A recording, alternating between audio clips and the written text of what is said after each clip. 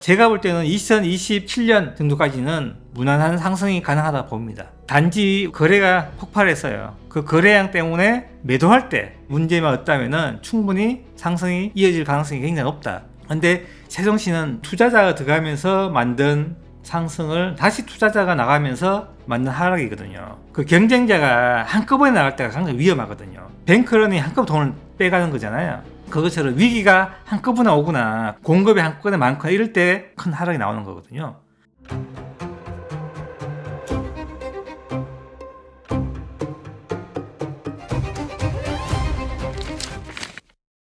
안녕하십니까. 부동산 프로파일러 김주영입니다. 최근 토호제 지정 이후에 약간 조용해졌죠. 그죠? 그리고 모든 이슈들이 아마 6월 3일 날 대선 이후로 조금 넘어가는 것 같아요.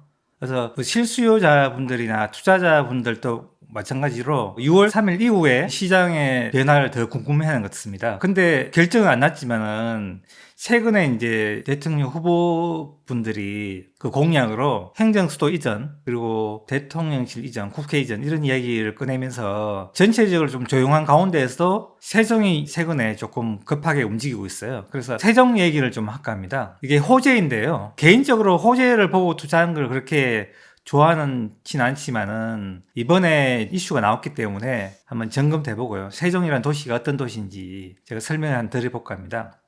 여기 충남 일보에서 나온 기사인데요. 세종시 아파트 값이 지금 대선 공약에 급등하고 있다 이런 기사거든요. 반대로 이제 대전은 하락을 계속하고 있다 이런 기사인데, 사실은 개인적으로 가장 어려워하는 지역이 세종하고 제주도입니다. 수요 파악이 힘들어요.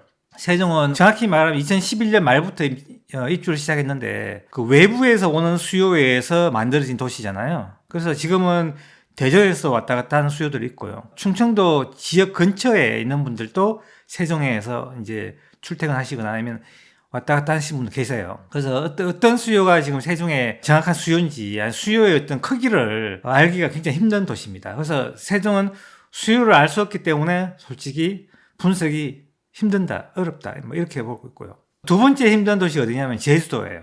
제주도는 수요의 어떤 크기는 알 수 있지만은 그 아파트가 차지하는 비중이 전국에서 가장 작습니다. 아파트 비중 50대 비아파트가 50이에요. 원래 이제 주택시장이 아파트가 주가 되어서 비아파트를 끌고 가거든요. 대부분 아파트 시장이 70~80%가 아파트 시장이고 나머지 시장에서 이제 비아파트가 움직이는데, 아파트 가격이 올라가게 되면은 비아파트 가격이 따라 올라가고요. 아파트가 공급이 많으면은 비아파트가 공급이 많은 것 때문에 힘들어지는 거죠. 그래서 그렇게 움직이는데, 제주도는 워낙 이제 이 비율이 비슷하다 보니까 아파트만 공급에 대해서 공부해도 예측하기 힘들어요. 근데 세종시는 수요 자체를 우리가 예측하기 힘들어요, 지금요. 만약에 이제 세종시가 상승하게 되면 공급이 나오잖아요. 그러면 그 공급을 보고 우리가 판단할 수 있는 적당한 공급량을 찾을 수가 없어요. 그게 가장 큰 단점이기도 해요. 근데 세종시는 단점도 있지만 장점도 있습니다. 단점이기도 하고 장점이기도 해요. 지역 외 매수 비율이 전국에서 가장 높습니다. 지금까지는 전국에서 지역 외 매수 비율이 42%가 돼요. 지역 내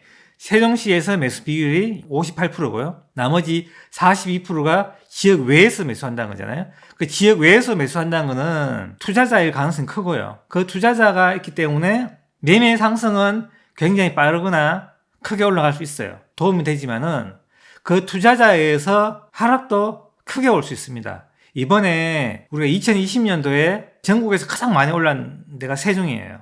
근데 우리가 2022년, 23년 하면서 가장 많이 빠진 곳도 세종입니다. 장단점이 있거든요. 근데 지금도 마찬가지예요. 지금도 이 대선 공약이 나오면서 외부에 있던 투자자에 의해서 움직이는 것 같아요. 그래서 이 투자자분들이 그럼 어떻게 판단하고 우리가 해야 되냐, 그 이야기 좀 해야 되겠는데요.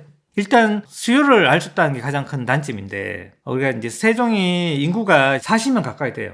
40만 정도 가까이 되는 도시가 지금 어디냐면 구미입니다. 구미에서 나오고 있는 거래량하고 한번 비교를 해봤어요. 세종시 인구가 39만 얼마인데 39만 정도 되고 구미가 40만입니다. 거의 비슷하죠. 근데 매매 거래는 평균 세종시가 4,560건이고 구미가 6,792건 나와요. 차이가 많이 나죠. 그리고 공급량은 평균 7,399세대, 2012년부터 해서 2025년까지입니다. 그리고 구미는 좀 길게 했죠. 1990년부터 해서 25년까지 3,200세대예요. 지역 외 매수 비율이 43.4고요. 구미가 지역 외 매수 비율이 23.4예요. 보통 20% 내외가 맞습니다. 근데 세종시는 많아요. 우리가 수요를 예측할 때 거래도 수요고 공급도 수요라 했잖아요. 공급일에 매매 거래가 수요인데 이게 이제 이 3이 3년 누적 공급량이니까 이걸 나누기 3 하게 되면 이게 수요예요. 근데 여기는 보시다시피 구미는 맞죠. 공급이 1에다가 거래가 2 비슷하게 나는데 여기는 공급이 되게 많고 거래가 적어요.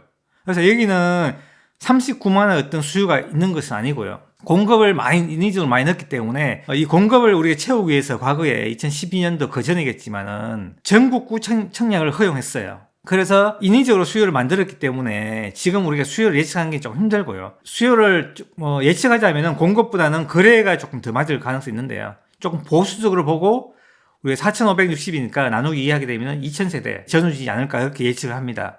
그래서 앞으로 만약에 상승한 다음에 공급이 많이 나온다면은 조금 보수적으로 잡고 우리가 시장을 접근하는 게 맞겠다 이렇게 보고 있고요. 최근에 이제 대선 공약이 나오고 뉴스 나오고 하면서 세종의 매수우위 지수라는 그 통계가 있어요. 이 매수우위 지수는 뭐냐면은 매수자하고 매도자의 비율을 가지고 만든 지수예요. 그래서 지금 매수자가 훨씬 더 많게 바뀌었습니다.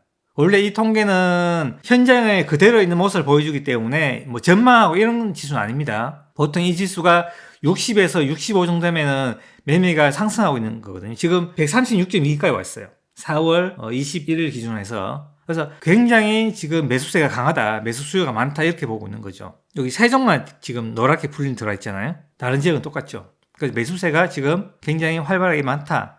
이거는 우리가 매매 수급, 매매 전망, 매수의 지수 다 매매에 관한 거지만은 조금 다른 의미를 갖고 있어요. 현장에 있는 모습을 그대로 표현하고 있다. 전망하는 재료는 아닙니다. 그래서 지금은 굉장히 활발하게 움직이고 있다. 그래서 우리가 그 세종에 나중에 가장 큰 위험 요소라고 하게 되면은 그 투자자가 들어가면서 만든 상승을 다시 투자자가 나가면서 만든 하락이거든요. 그래서 들어갈 때는 서로가 윈윈이 되지만은 나갈 때는 다시 경쟁자가 되거든요. 그러면 그 경쟁자가 한꺼번에 나갈 때가 굉장히 위험하거든요. 그래서 우리가 보통 은행에서 우리가 돈을 찾을 때도 뱅크런이 한꺼번에 돈을 빼가는 거잖아요. 그것처럼 위기가 한꺼번에 오거나 큰 위기가 아니면은 공급이 한꺼번에 많거나 이럴 때 큰 하락이 나오는 거거든요. 그래서 그 위기가 없다면은 시장은 좋겠지만은 일단 그 변수 중에 공급의 변수는 지금 보니까 세종시의 입주 물량을 보게 되면은 25년, 26년, 27년, 28년까지 물량이 없어요. 그래서 공급에 대한 위기는 일단 없다 이렇게 보면 되는 거고요. 그래서 매매 수요가 지금 움직여서 전세도 움직이거든요. 그러면서 지금 최근에 우리가 통계를 보게 되면은 매매도 플러스고 전세도 플러스 돌았습니다. 그래서 이 수요가 계속해서 자극하게 되면은 계속해서 움직이게 될 거예요. 자, 만약에 우리가 지난번처럼 금리가 급등하든가 아니면 그 외에 하락의 변수가 나온다면은 그때는 모르겠지만 최소한 공급의 변수는 없다. 그래서 성공 확률은 좀 높아져 있는 거 맞아요. 그렇지만은 뒤에 우리가 어떤 판단을 해야 될지는 좀 더 지켜봐야 되는 거죠. 최근에 이제 매매 전망 지수도 세정이 조금 오르고 있는 거 맞습니다. 그래서 KBS 나온 그 매매 전망 지수 보게 되면은 3월 달에 벌써 전망 지수가 빨갛게 돌아 있어요. 160.1이고요. 그리고 서울하고 지금 울산이 지금 돌아 있죠. 제가 울산은 계속 이야기했을 거예요. 그래서 이게 계속해서 유지되는지는 다음 문제지만은 제가 볼 때는 시장을 우리가 한번 자극했다는 거는 시장에 계속해서 움직일 수 있는 여건은 됐다 이렇게 보는 겁니다.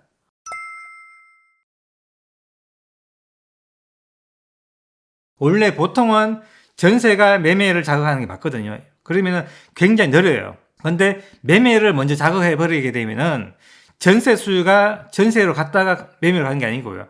바로 매매를 가기 때문에 시장이 조금 더 빨라질 수는 있습니다. 그래서 시장이 전반적으로 좀 빨라질 수 있기 때문에 그런 거는 우리가 시장에 좀 도움은 될 수 있어요. 자, 근데 문제는 뭐냐면은 이게 계속해서 시장의 상승을 이끌어낼 수 있는지 그게 중요한데요. 구매부터 먼저 보겠습니다. 대부분 다 도시들이 지금 보고 있는 이런 그래프 나오는데요. 공급이 없으면은 매매 거래가 천천히 늘어나고요. 공급이 있으면 거래 줄어듭니다. 그래서 공급을 중심으로 늘었다 줄었다를 반복하는 게 대부분 도시들이에요.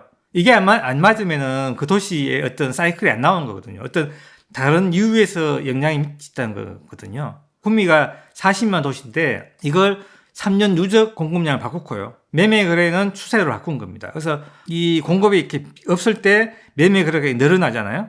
공급이 많으면은 분양을 받았기 때문에 재고주택에서 선택 안 하거든요. 그러면서 거래 줄기 시작합니다. 줄면서 일정 시점에 대해서 공급량이 입주 시점에 딱 닫혔을 때 그때 하락하기 시작하거든요. 그래서 공급 쭉 줄다가요. 공급이 일정량 정도 떨어지게 되면 다시 거래가 늘기 시작하고요. 지금 여기서 다시 거래가 상승하고 있죠. 그래서 이 저점도 거의 비슷해요. 그래서 이 지점에 공급이 적을 때 거래가 상승한다는 걸 볼 수 있죠. 추세적으로 우리가 상승한다는 것은 예측할 수 있고, 언제 상승할지는 이 평균을 넘을 때 대출 환경이 좋구나, 아니면은 전세가 더 없어가지고 매매로 많이 전환할 때. 지금은 추세적으로 올라가고 있지만은 매매 상승 정도의 거래가 나오고 있지 않는 게 지금 구미거든요. 근데 세종은 좀 다릅니다. 세종 그래프는 이렇게 나와요. 그래서 이 그래프를 그려보게 되면은 사이클과 전혀 맞지 않고요. 그래서 인위적으로 우리가 수요를 당겨왔거나 아니면 외부에 돌았기 때문에 우리가 2012년부터 가격을 넣어보게 되면은 공급량하고 가격이 잘 안 맞아요. 최근에 약간씩 이제 23년 1월부터 모든 도시가 움직이듯이 같은 패턴으로 조금씩 상승하고 있는 건 맞아요. 이렇게. 제가 2월달 거래를 보게 되니까 2월 거래는 평균보다 더 넘어섰어요. 그러면서 3월도 전망이 아마 나온 거고요. 4월도 대선 이슈와 맞물려서 거래가 더 늘어났다고 보고 있거든요. 그래서 매매가 많이 올랐다 이렇게 봅니다. 그래서 우리가 전체적으로는 대선 이슈가 있었지만은 실제 내부에서는 공급이 바닥까지 떨어지면서 점차적으로 움직이고 있었고요. 2월 거래량이 100% 넘었다는 것은 시장이 상당히 긍정적으로 움직이고 있었다고 봐야 됩니다. 그래서 최근에 매매 가격이 먼저 움직였기 때문에 시장에 어떤 트리거가 역할을 한 거거든요. 대선이. 그래서 그걸 가지고 우리가 시장에서 긍정적으로 판단할 가능성이 굉장히 큽니다. 제가 볼 때는 2027년 정도까지는 중간에 섰다 올랐다 반복하겠지만은 무난한 상승이 가능하다 봅니다. 단지 지금 시점에 거래가 폭발했어요. 그 거래량 때문에 나오는 나중에 우리가 어떤 변수를 만나서 매도할 때 그때의 문제만 없다면은 충분히 지금의 상승이 이어질 가능성이 굉장히 높다. 저는 이렇게 평가합니다.